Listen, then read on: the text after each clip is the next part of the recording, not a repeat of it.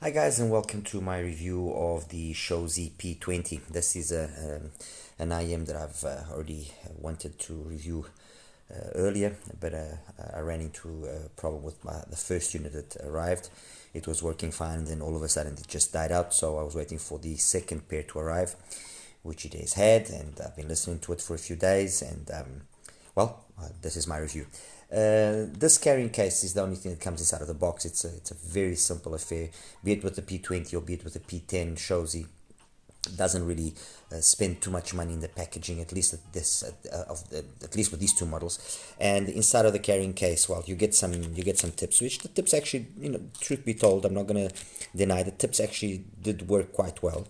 If it were not for the fact that I was having a little bit of a hard time making them actually stay put, because the IEM is a little bit on the big side. I'll show it to you in a second. Other than that, they actually work quite fine, and I'm sure if some of you will be able to insert the IEM pretty decently in your ears, you won't have any issues. It brings this cable, which let's be honest, guys. I mean, we've seen IEMs of lesser price offer things which are better. So when we're talking about an IEM which is being sold for $140 roughly. I mean, this particular unit, I got it from HiFiGo. $140. I want a better cable. Period. I want something a little bit more. I can understand the reason for this cable. I can understand, which is the fact that the IEM is pretty big. If you got a big heavy cable, it won't help. True. But I mean, I've got actually a Hakuge cable on here. And let me tell you something, even with the stock tips, it was being able to stay on my ears way better actually than with the stock cable. So, that argument I don't think is going to be valid always. But anyway, the IEM itself is actually very, very nice. It's a very understated design. It's it's open back. You can, you can see the holes there. And but there's actually more space that's breathing. It's not those three holes which are actually all the way through. I've actually opened up one of them, not this one, but the first set that I got, to see what exactly had happened with the unit. And it was interesting because this IEM actually started with a lot of controversy because it was being announced as a DD, which, for the love of God, I don't understand why SHOZY would do that. I mean, come on, this is a Planar, and obviously there was already some doubts when that was initially when that initially came out. 14.5 DD. Why was it? Because Ibasso had just released also something similar along those lines. Anyway, Michael Bruce was the person that actually then eventually stuck a scope down the nozzle here and saw that it was a Planar, and then I opened it up straight away after that, and I actually saw that it was a Planar. And it is a Planar driver which belongs to this newer generation of Planar drivers, which we now see being used more commonly. And it is, in essence, it's the same driver used in the MP145, at least visually. When I saw this and when I saw the driver inside of the MP145, I opened one of them up. It is exactly the same driver. I mean, excuse me, it's the same driver, okay? The fit, like I mentioned, I mean, myself personally, I had a little bit of an issue with the tips, with the stock tips, and only because the stock tips are a little bit more bland, a little bit softer than this KB ear. My apologies with this KB ear, and that was the only thing that was being a little bit of a nuisance, because I was having to every couple of minutes readjust it so it would stay put, because it is a relatively heavy IEM, period. Let's put it that way. But other than that, the build quality, the everything, it's solid. Let's make that perfectly clear, and let me leave that absolutely leave no doubts about that. It's a well built IEM. It's a solid shell. It seems to be a CMC machine shell. The price $140. The only real criticism that I have to do, or I would like to do, is the fact that I would have liked a slightly better cable. But in essence, that's basically it. I mean, I can't really point anything in other than that. Anyway, I've got it here, and I'm going to be comparing it to a few IEMs. I mean, I could have had, of course, a few more different, or I've added a lot more planars to this equation, but I decided to do this in this manner, which I will explain. However, before I start that, you will see that I have the 3 MP. Well, let's introduce the adversaries.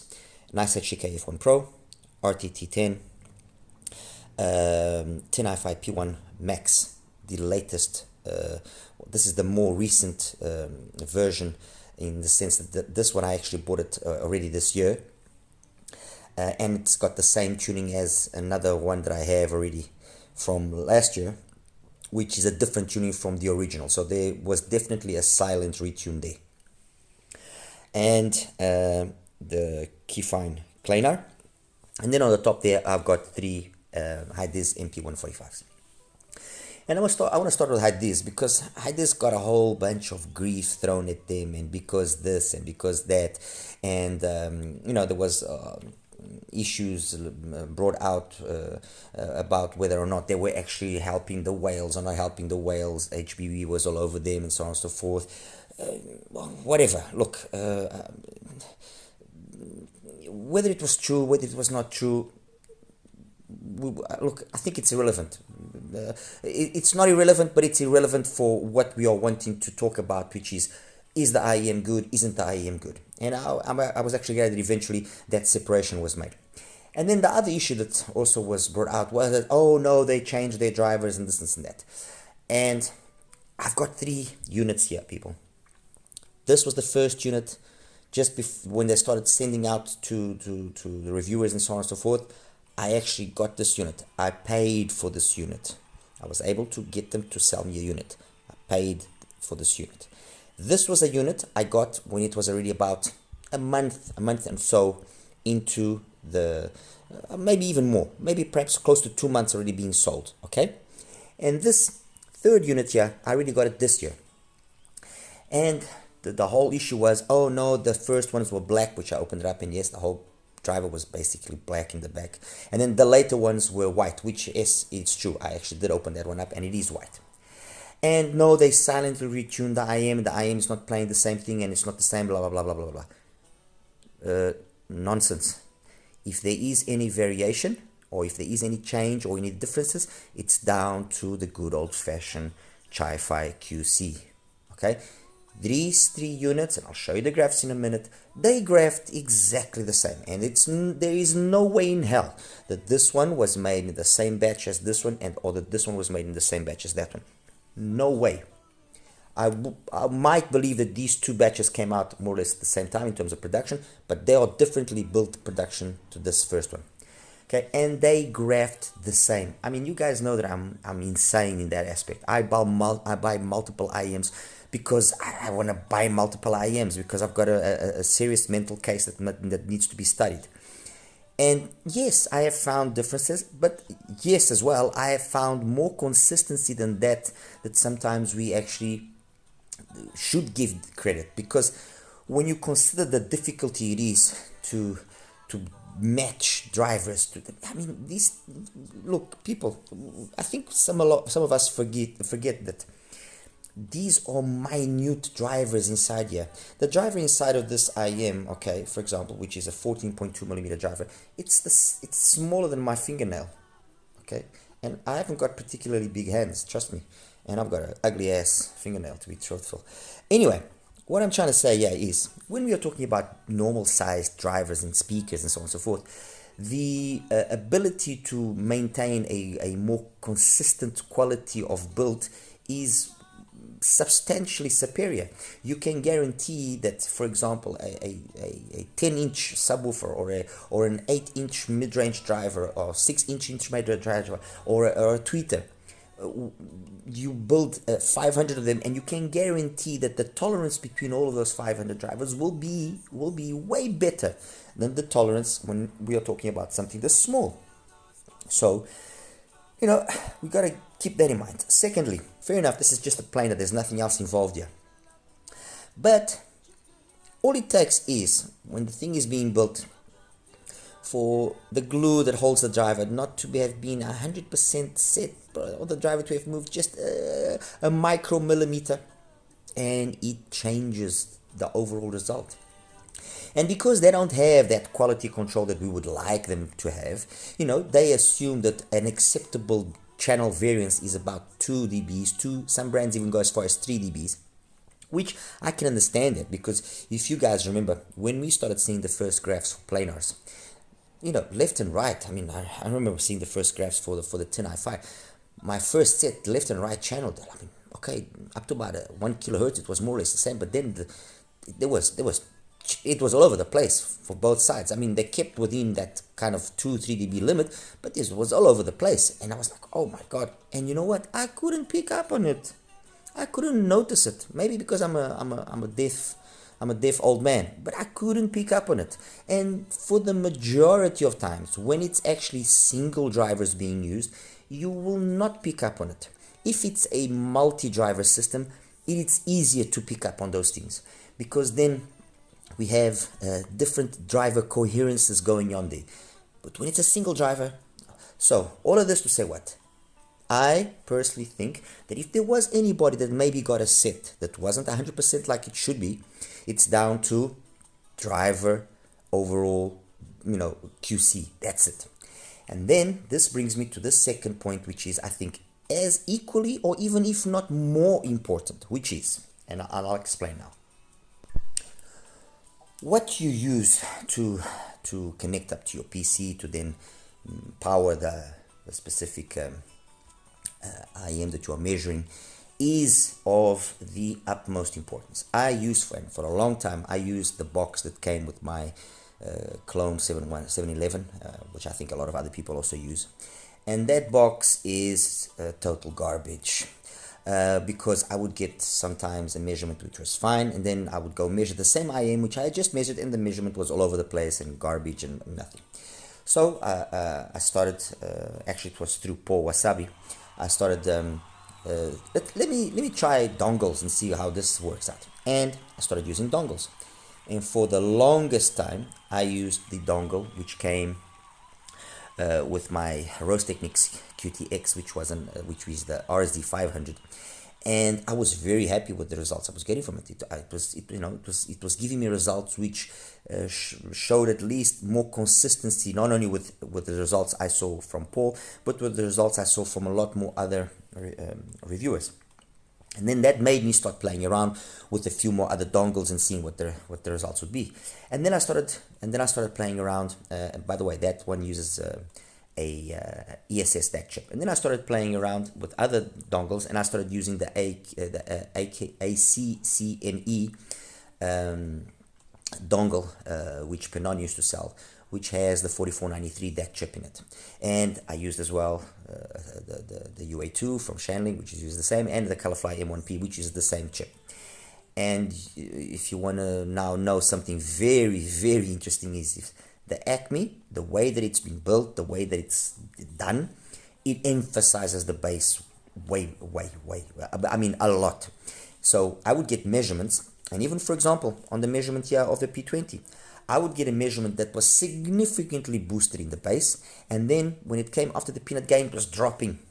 And it was giving me that the P20 didn't really have that much treble extension or upper mids or treble extension, which was weird, because I was looking at Paul Wasabi's measurements and I was seeing it was having loads of treble. Then he himself was actually saying, oh no, it's got a lot of treble and I don't really like it that way, and so on and so forth. So I carried on and I tried it that same day with the Colorfly, the M1P, and completely different measurement, the same measurement that I now got here. And then I tried the AP98 from J. Kelly, which also uses the 4493 DAC chip, and I got the same as the Colorfly, the M1P, the same. And that's actually one of the ones that I've been using now the most, because the That, the Shanling, the M1P, and a few others that I will mention as well. They all are giving me more or less the same measurements. The differences that sometimes I see, excuse me, are differences more in the upper mids and treble, but very minor and past 10K. Not significant differences. Yuki falls within that group as well, the TP50. So what you are using, trust me, is going to affect very much what you measure. So I thought myself, hold on, let me see if I can maybe convince you guys that are measuring IEMs to do something that will make us all, which have the measuring rig, have a more consistent measurement, so that when we show measurements and the public sees those measurements, they can see a bigger consistency between all of us, and they can maybe also see that there is a better QC than sometimes we actually think. So I took out the Venture Electronics Abigail, okay, which uses the CX31993 chip, okay, or you could actually use this one here, which also uses the same chip, okay. This was a generic one that initially came out. I've maybe got this one like for 4 years, and you know what? I measured with these two, okay, and beautiful measurement. The measurement is I'm not going to say flat or neutral, but it's perfect. It's giving me exactly the same measurements I get using any one of the 4493, well, not any one, but the ones that I've got.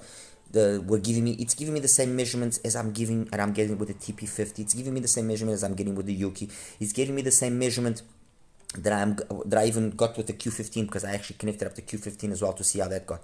So what I'm gonna suggest to you guys that have got, you know, the rigs is, you know what, spend the $20 or whatever, get yourself an Abigail from Venture Electronics, 3.5 mil. You don't have to get the 4.4, get the 3.5. I mean, and you know, let's all start measuring with this thing. And hopefully we all start getting higher consistency of measurements. Okay, so now that that's out of the way, now that I've also explained this whole issue here with the MP145, which I hope is once and for all buried, let's get into the P20. Okay, out of all of these IEMs here, the one that's been around the most time is the P1 Max. P1 Max, RTT10, F1 Pro are all using a 14.2 millimeter driver, and that's 14.2 millimeter driver is the same driver that you find in the S12 Pro. They said it was 14.8. Guess what? Michael Bruce also measured it and came out to 14.3. So it's actually the 14.2. 14.3 is, I don't know, maybe caliper, whatever. It's actually a 14.2 millimeter driver. And I didn't put here the S12 Pro for the sake of not putting it, but the S12 Pro and the F1 Pro, they give the same sound. They measure the same. They are exactly the same, people. Exactly. The difference is in the shell. And this leads me to something that I'm sure a lot of you already know, which is, contrary to DDs, which there are 1,000,001 types and 1,000,001 different ones, and this and that. Although a lot of companies didn't end up using the same driver. When they find a good driver, they use it across the board. With planars, there's basically 2-3 models. That's it. So all the planars that you see, all the different earphones from the different brands, they are basically using always the same driver. They are just maybe giving a slight different interpretation of the tuning. That's why they all sound basically the same. And these HIDIZS, for example, here, when you take these HIDIZS, like I listened to each one of them, the difference that existed in the sound was down to the tips, 07 XINHS, Divinus, and the LITZ short tips here. That was the difference that existed. And even that, when I show you the graph now, you will see that the differences are minor, more than acceptable. When I listen to these three, and I listen to the P20 sounds exactly the same. It measures the same. And all of this to say what? This and the MP145 is very much the same thing. Very much the same sound. The difference here is what? Shell. It's debatable which is the better one. Personally, the MP145, although huge, bigger even than the shell of the P20, it fits me better because it's got a longer nozzle, and that's why over here I have to use a large size tip, and there I can use a medium sized tip. Okay, so that's got that advantage of fit, and it's got the adjustable nozzles, which do give a change in the sound. Okay, in terms of price, the MP145 you can get it from HIFIGO for $159, and the SHOZY for $139. So there's a $20 difference here. Considering that actually brings a case, a nice a case. It brings a nicer cable, brings tips, brings adjustable nozzles. It's more than justified. The only time I would pick the P20 over that is if this came down to like a crazy price like it was a couple of weeks ago.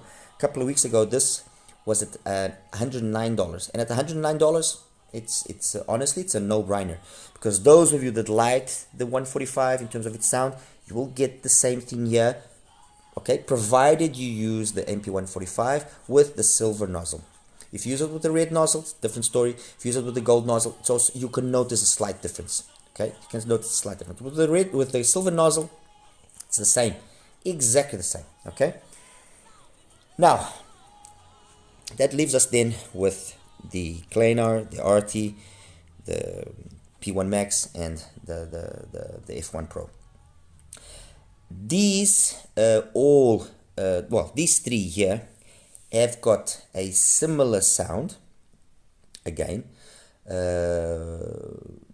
the difference that exists here is a difference of how the mid-range, upper mid-range, and treble is basically done according to neutral, where the most overall, not most, but most seems like it's a huge difference, but where the one that will seem perhaps a little bit brighter will be the P1 Max. Be it the T10 or be it the F1 Pro, they are very similar. And again, when I show you the graphs, you'll understand what I'm saying. The difference here is fit and overall build quality. The F1 Pro, I enjoyed very much. I liked very much the F1, and the F1 Pro, the same thing applies. For the $99 that it costs, and that costs roughly $70 for the T10, it's debatable which one would be the better alternative. Honestly, it's debatable. This actually has a nice cable. This doesn't have. This also has a decent cable. Accessories, they are not bad. You know, both have nice tips. They both bring carrying cases. I think it will be down to just the overall build and fit. Funny enough, although they have a very similar style, kind of semi-bullet, I don't know what you want to call this, the nice HK does fit slightly better than the ARTTI T10. Okay. So these two are very good sounding IEMs. Okay, I'll get to their comparison with the P20 in a second. The P1 Max, there's going to be a P1 Max. There's going to be a P1 now coming out, a new version. So I can't talk about that one yet. But this one, this particular version here, which is not the original ones that came out like 3 years ago, whatever, 2021, if I'm not mistaken. This has got a very similar sound, just a little bit brighter in the initial pin again. Otherwise, very similar sound. It's the same driver. They say this is a Series 2 driver. I don't know. I honestly don't know. As for the Klanar is using the same 14.5 as the P20 and the MP145, but they've tuned it in a manner where they've given it more sub-bass. So they've given it a sub-bass extension, which is very identical to the sub-bass extension of the T10. And again, I'll show it to you in a second when you see the graph. But then they've, after the initial pin again, they've dipped the sound, okay, there. And what that ultimately gives us is a sound which is warmer. To be honest with you, I enjoy the sound of any one of these planars. I can't say that no, this one, no, they all sound very good because they all sound very similar. That's the reality. What is the difference then that exists between things like the P20 or the MP145, which all sound the same, and then these, let's say these two batches here, okay? The P20 compared to this, these ones, have a little bit less mid bass, a little bit more sub bass, and it, you notice it on specific songs, okay? And as well, you notice that a little bit more detail in that 6-7K area on these ones, and a little bit more maybe extension past 10K as well, a little, but I mean, I honestly, it's a difficult one. The biggest difference is mid bass being slightly less on these three as compared to here, and a slight more sub bass emphasis on the ARTTI and on the F1, and then that little bit of extra energy there at 6-7K. Okay, that's it. Which do I prefer? Which do I find more appealing? I just said it, I like them both. The one that out of all of them then sounds noticeably more different is the Klanar.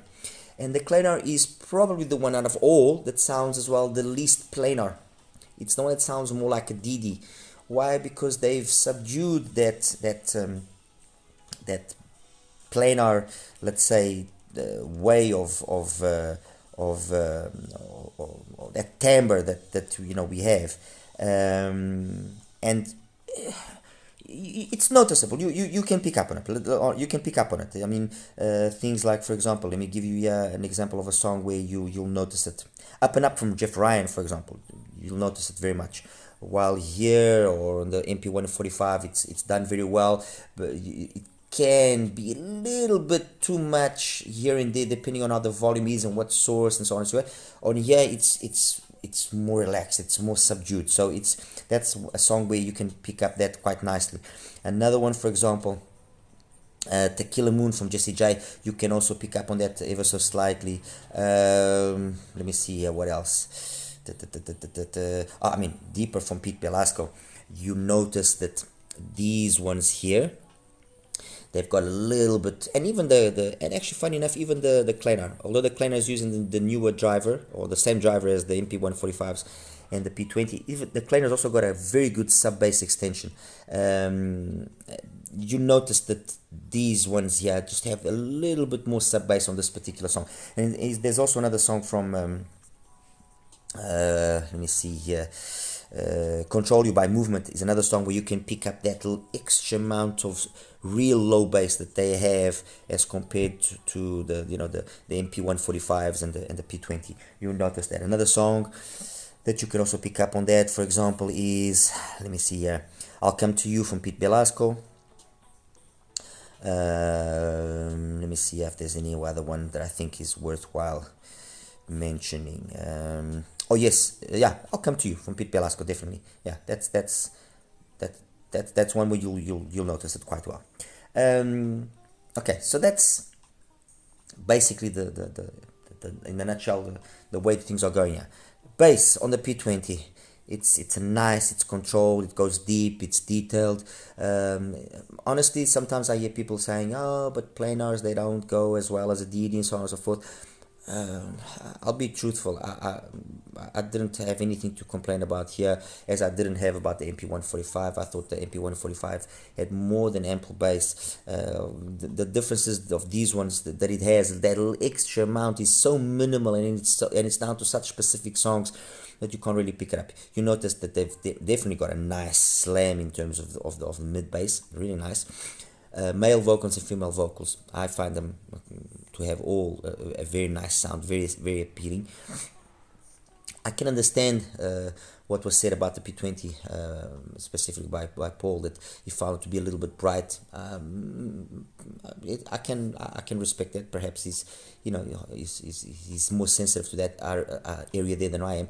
But the area that for me causes me issues, which is 5 and 6 on here, no problems. It was fine, and it had more than enough extension and energy up top to let the songs that I usually like to listen to, have their light to shine the way they should be shining. Let's put it that way. I mean, like Violent from Tupac. I can't, honestly, I cannot complain. It sounded fantastic. It sounded good. It sounded really good. It's got it's got all the frequencies and the necessary energy to let that song come across the way it should be coming across. Let me see here. Oh, It Feels Like Rain from Aaron Neville. I mean, that sounds really, really nice here on the P20, as it does on the MP145. That's the truth. As it also does on any one of these here as well. I mean, if I have to kind of say, okay, which is the ones that you'll maybe more easily identify and stand out, definitely the Klanar will be the one that you can pick up on that one. You can pick up it's the It Feels Like Rain is being played there as opposed to the other ones, and maybe the P1 as well you can, because the P1 is probably, out of all of them, it's probably the one that has still a little bit more of that planar timbre or tonality associated with it. For the rest, in terms of soundstage, imaging, detail retrieval, I mean, fine. Like I said, what I said about the MP145 in that aspect, it applies itself here. I'm not going to deny that I would have liked the soundstage to have been just a little bit bigger, as I would have liked on the MP145, mind you, but it's nothing that offends for the price. And when you consider now that you can pick up the MP45 for the price you can, as opposed to the initial price, which was over $200, just over $200, I mean, you automatically readjust your expectations. And that's it, guys. I'll show you now the graphs and we'll wrap it up. Oh, before we do that, sorry, I was forgetting. In terms of timbre and tonality, I was actually forgetting that one. Again, same thing. The timbre and tonality is, for me, perfect here as it is in those ones. Although if I have to choose the one that for me personally has the nicest timbre and tonality, it's the Klanar. I just like the way that they've done it there. It is not a huge difference, mind you, but it's the one that's got the nicest timbre, the nicest tonality. Okay, guys, let me show you another graph so they can let you go. Okay, so let's talk graphs now. Let me take away all the graphs first. Take everything away. And I'm going to start first of all by showing you the graphs of the HIDIZS MP145, so that we can get that out of the way. Okay, actually let me show you the graph of the first one that I got. Okay, the first one that I got, which was, let's say, a pre-production model, was this. This is with the 0707 medium-sized tip from KB Ear, using the red nozzle. This is what it came out. Okay, this is then the one that I got roughly 2 months after production had and sales and so on and so forth, and where supposedly the driver had been changed, and yes, it's got now the white back driver. And the differences that you see here, people, you cannot pick up on it. Trust me. If you can, you've got amazing hearing. All right, and this one is the one that I just recently got, and as you can see as well, they are, look, from here until I would say 8K, the differences that exist are channel balances. That's it. It's past there that you see some more difference, but that's it. They sound identical. Okay, they sound identical. Now let me take away some of these so they're not here confusing us, and I'm going to leave you with the second set, with this set here, with the blue one. Okay, for the sake of being in the middle ground, not the latest, not the early sets. Okay, so yeah, that's the one I'm going to leave you with. Let me show you now the SHOZY, the P20. That's the SHOZY P20. This difference here, I couldn't pick up on it. I mean, 80, that's 85, what, 2 dBs? No. Difference, no. It's the same, trust me. And just for the sake of curiosity, that's using the AP98 from J. Kelly, okay? And this is measured, the measurement that I just showed you now is using, let me just take away the HIDIZS, and that's using the Abigail. I think it doesn't really get much better than that. Okay, we're talking about an inline dongle that costs, I don't know, $18, measuring up I mean, I used it against, I measured with the TP50 and gave me the same measurement. So okay, again I repeat, that would be a very good step forward in the right direction for all of us in the community. If you guys want to do it, that'd be great. If you don't want to do it, that's great as well. All right, so we've got here P20, nice bass, nice pinna gain, smooth across the upper mids and the treble. That peak there is and isn't coupler related, and then extension past 10k. This is where some people talked about this extension being a little bit too much, and maybe that this, you know, came across with a little bit dizziness of the BA of the planar and so on and so forth. Fine, I can accept that. I personally didn't find that an issue. This is the MP145, as I mentioned before.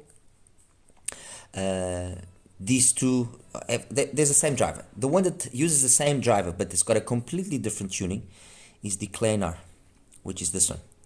Let me actually just change the color, make it black so it stands out so you guys can understand a little bit better. And the Klanar, what they've done is they've lowered the mid bass slightly here. Okay, they've given it a little bit more. I can take away the MP.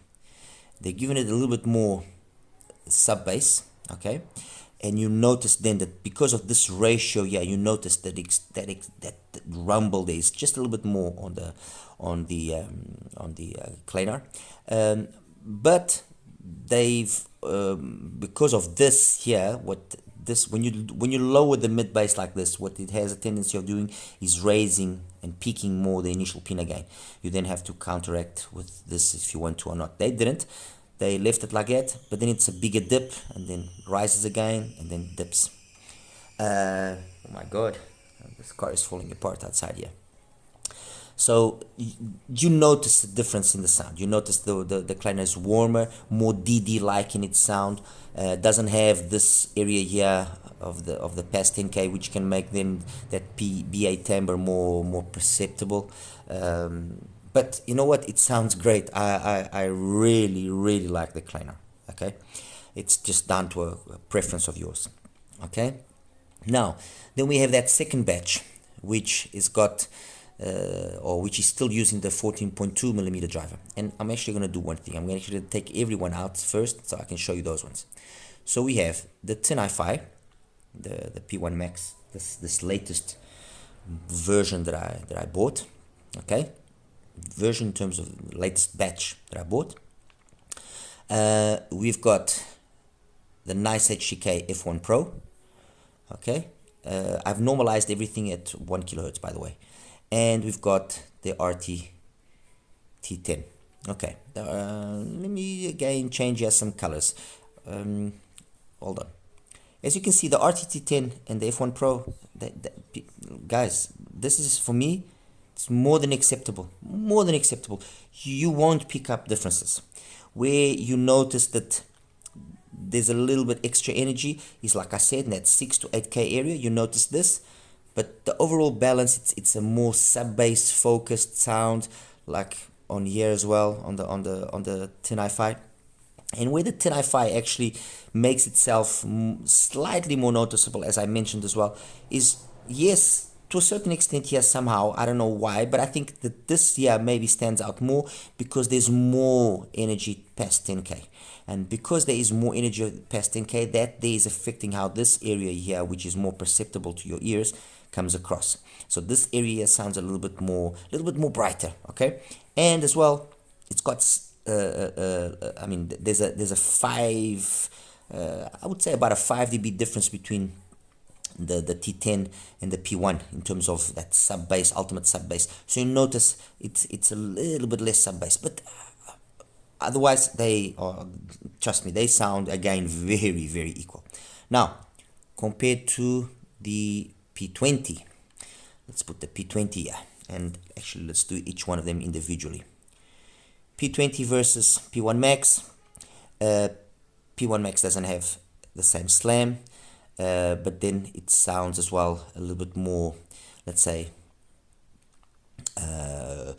I'm not saying to say bright because it isn't bright. It sounds just a little bit more lively across the upper mids and treble as compared to the MP145. And although you can see that both have the sort of same extension past 10K, the fact that here I go with the MP145 because the graphs are so similar, because the extension of the P1 and the P1 Max and the P20 is very much the same, but the difference that exists also here in the bass is there.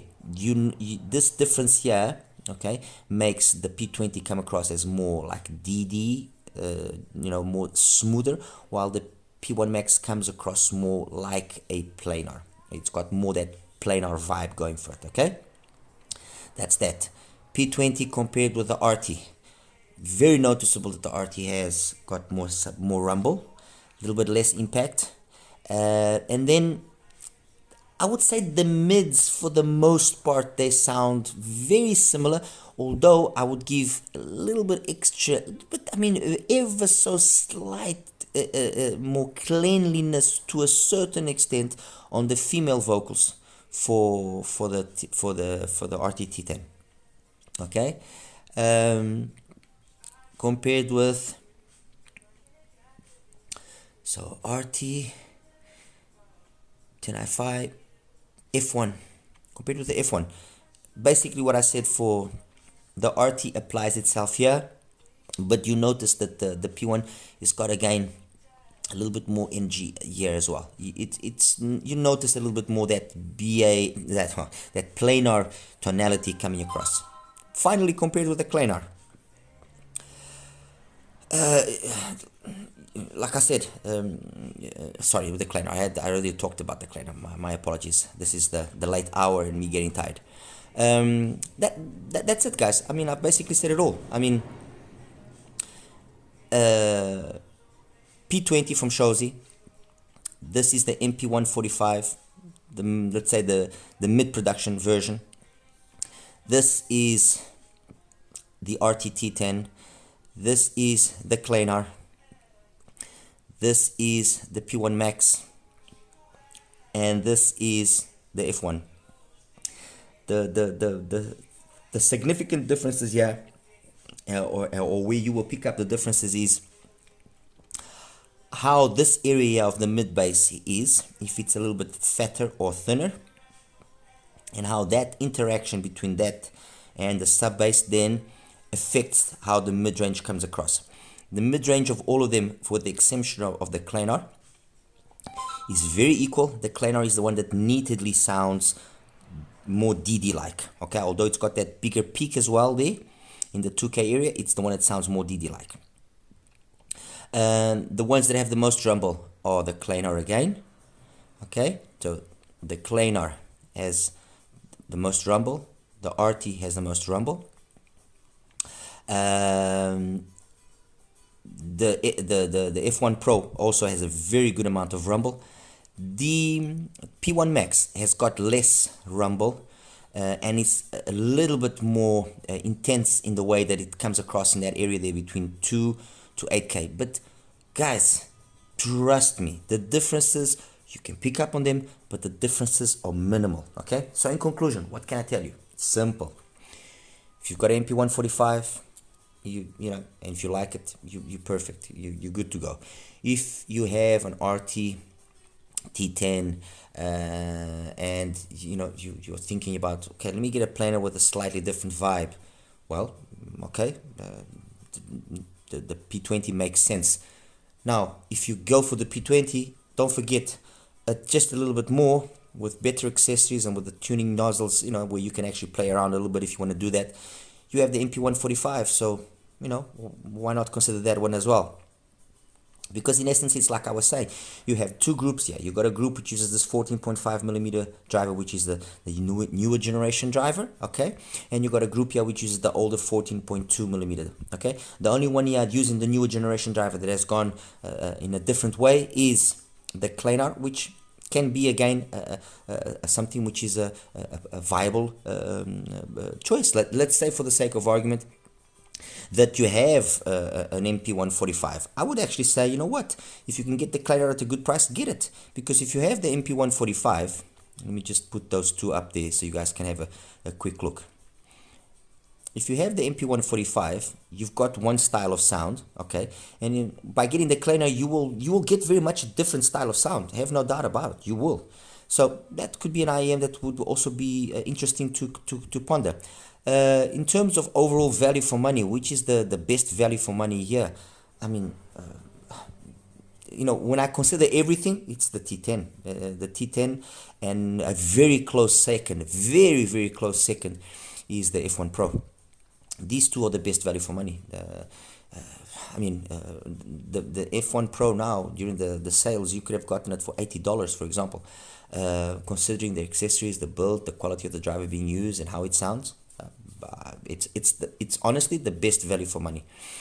So the P20, I would say, is, yes, something that you could consider, but wait for it to be on a sale. And when it's on a sale, you know, why not? I mean, yeah, I mean, this is not a bad graph. It looks half decent. I mean, everything stays within 73 to 80, yeah, about 7 dBs. So that's a pretty nice window of operation. You know, it sounds good. It plays well. Why not? Why not? Okay, guys, as always, like and subscribe. Please forgive my long review, but you know how I get carried away and I like explaining things thoroughly. So yeah, that's it. Like and subscribe. Any questions, let me know. Okay, you have a good one. Take care.